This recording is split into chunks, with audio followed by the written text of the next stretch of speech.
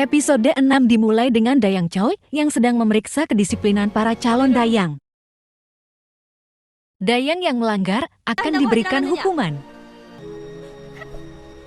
Dayang Choi kemudian bertanya siapa yang semalam membuat dapur istana berantakan. Janggem mengaku ia yang telah melakukannya.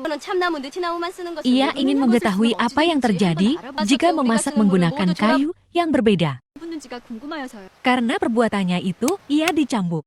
Ia juga dihukum mencuci peralatan selama 10 hari. Janggem pun menjalani hukumannya. Di sana, ia diberitahu Dayang baru bahwa Gemyeong akan membuat makanan untuk putri. Karena penasaran, ia datang ke dapur untuk melihat Dayang Choi dan Gemyeong menyiapkan makanan. Yang Seng berpikir mereka memasak menggunakan resep rahasia keluarga. Namun saat Jobang bertanya tentang bumbu yang mereka gunakan, Gemyeong menjawab tidak tahu. Makanannya pun selesai dan langsung disajikan untuk putri. Saat putri mulai makan, tiba-tiba ia berhenti dan tidak mau makan lagi. Ibu Suri, Raja, dan Ratu terlihat kecewa dengan makanan yang dibuat. Dalam sebuah pertemuan singkat, Dayang Choi mengatakan selera makan putri akan kembali setelah 5 hari. Namun semua orang khawatir, karena jika hal tersebut berlangsung lama, dapat mempengaruhi kesehatan Raja, Ratu, dan Ibu Suri. Tiba-tiba tabib mengabarkan bahwa putri pingsan. Semua panik. Dayang kepala langsung meminta Dayang Choi melakukan sesuatu. Dayang Choi berencana menggunakan rempah yang kuat untuk mengembalikan selera makan putri. Ia menyuruh Gemyeong mengambil kecap tua untuk bahan masakannya. Di gudang kecap, terlihat Janggem sedang mencicipi kecap dari beberapa kendi. Tiba-tiba Gemyeong datang. Ia kemudian bertanya, apa yang Janggem keluarkan dari kendi? Janggem kemudian memperlihatkan sebuah arang. Ia juga meminta Gemyeong mencicipi kendi. Gemyeong mulai mencicipi kendi dan membandingkan dengan kendi yang lain. Ia berpendapat kecap dengan arang jauh lebih baik. Setelah mendengar keberhasilan Janggem, Gemyeong pun bergegas pergi. Ia meminta kepada Dayang Choi agar dirinya yang membuat makanan. Makanan buatan Gemyeong pun dibawakan untuk putri. Karena makanan yang disajikan hanya bubur biasa, Kasim dan Dayang kepala terlihat marah.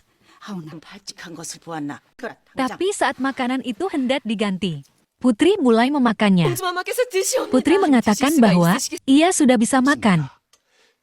Ia mengatakan, buburnya tidak bau seperti makanan sebelumnya. Dayang tertinggi langsung menyadari, beras yang telah terkena banjir menyebabkannya berbau, dan itulah yang membuat putri tidak ingin memakannya. Setelah permasalahan mengenai makanan putri, Dayang tertinggi bertanya bagaimana cara menghilangkan bau pada makanan putri. Dan Dayang Choi langsung menjawab Gemyeonglah yang melakukannya. Gemyeong pun langsung mengatakan bahwa ia menggunakan arang.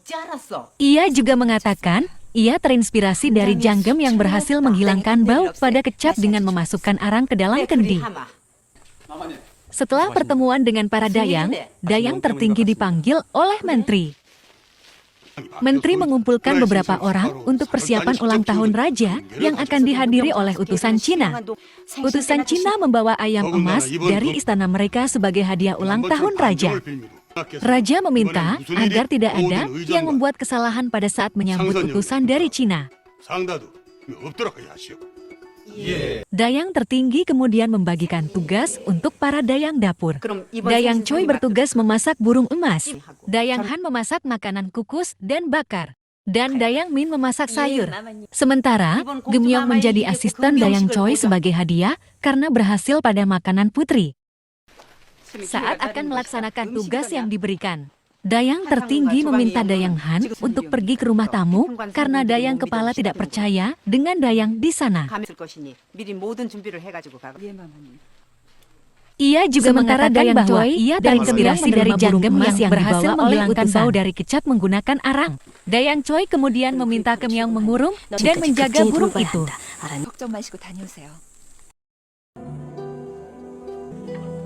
Namun saat menutup kandang, pengunci kandang terlepas.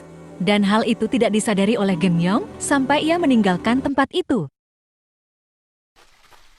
Setelah beberapa saat pergi, ia kembali ke kandang. Dan betapa kagetnya ia saat melihat pintu kandang terbuka. Ia mencari kemana-mana, tapi tidak menemukan burung emas itu. Semua tempat telah ia datangi, tapi tetap tidak menemukannya. Ia sudah putus asa, sehingga berpikir bahwa ia akan keluar istana untuk mencari burung emas yang sama. Ia tahu akan mendapat hukuman berat bila ia keluar tanpa izin, namun ia tetap memantapkan hatinya untuk pergi. Dengan hati-hati ia mencari jalan keluar istana. Ia hampir ketahuan. Beruntung Janggem datang menarik dan membawanya ke tempat yang tak terlihat. Ternyata Janggem mengetahui burung emas telah hilang karena memperhatikan gerak-gerik Kemyong seharian ini. Ia juga memutuskan untuk membantu Kemyong mencari burung emas di luar istana. Janggem langsung menunjukkan jalan rahasia yang tidak sengaja ia temukan sebelumnya. Mereka pun berhasil keluar. Namun mereka hampir ketahuan. Mereka berlari dan bersembunyi di pemukiman para pengemis. Di sana, mereka hampir dipalak. Untung saja seorang penjaga muncul. Mereka lalu mengaku sebagai keluarga Choi Pan-sul. Penjaga yang mendengar hal itu langsung memperlihatkan arah rumah Choi Pan-sul. Ia bahkan meminta seorang laki-laki mengantar mereka. Mereka mulai berjalan. Si laki-laki berniat menunjukkan jalan yang salah, tapi Kemyong langsung berkata, itu adalah jalan yang salah, sehingga si laki-laki itu membawa mereka pada jalan yang benar. Akhirnya mereka sampai. Kemyong langsung meminta pelayan untuk memberi makanan dan pakaian untuk laki-laki yang mengantar mereka. Setelah menceritakan masalah yang terjadi kepada pelayan, pelayan mengatakan akan mencarikan burung emas. Mereka disuruh untuk kembali. Namun Kemyong menolak kembali ke istana sebelum mendapatkan burung emas. Janggem juga berencana pergi ke rumah Kang Dukgu untuk mencari burung emas.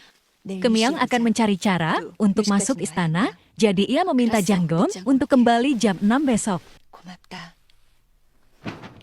Janggem datang ke rumah Kang Dukgu. Di sana, ia menceritakan bahwa ia sedang mencari burung emas. Kang Dukgu lalu mengantarnya mencari burung emas. Tapi mereka tidak menemukannya di tempat pertama. Lalu seorang pedagang memberitahu bahwa mereka bisa mendapatkannya di kapal Cina yang sandar.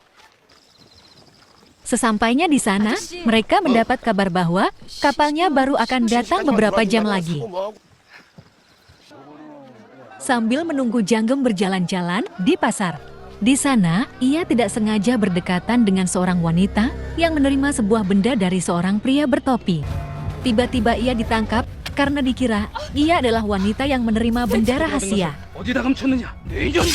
Untung saja seorang pria muncul dan menyadari mereka salah tangkap.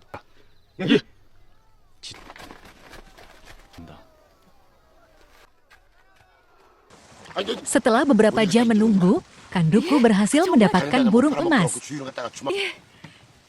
Sementara di istana, Dayang Choi mulai mencari Kemyong dan burung emas. Begitupun dengan Dayang Han. Ia mulai menyadari ketidakhadiran Janggem. Ia meminta Yang Seng untuk mencarinya. Dayang Choi yang melihat Yang Seng pun mempertanyakan keberadaan Kemyong. Dayang Han yang mendengar jawaban Yang Seng yang mencurigakan langsung memintanya untuk mengatakan yang sejujurnya. Ia akhirnya berkata jujur. Setelah mendengar semua cerita Yang Seng, Dayang Han mengatakan mereka harus menyiapkan burung emas. Setelah itu mengurus masalah Janggem dan Kemyong. Dayang tertinggi lalu mengatakan akan membuat alasan agar Dayang Choi keluar istana untuk mendapatkan burung emas sekaligus membawa Kemyong dan Janggem masuk istana. Janggem telah berhasil mendapatkan burung emas. Begitupun dengan keluarga Choi.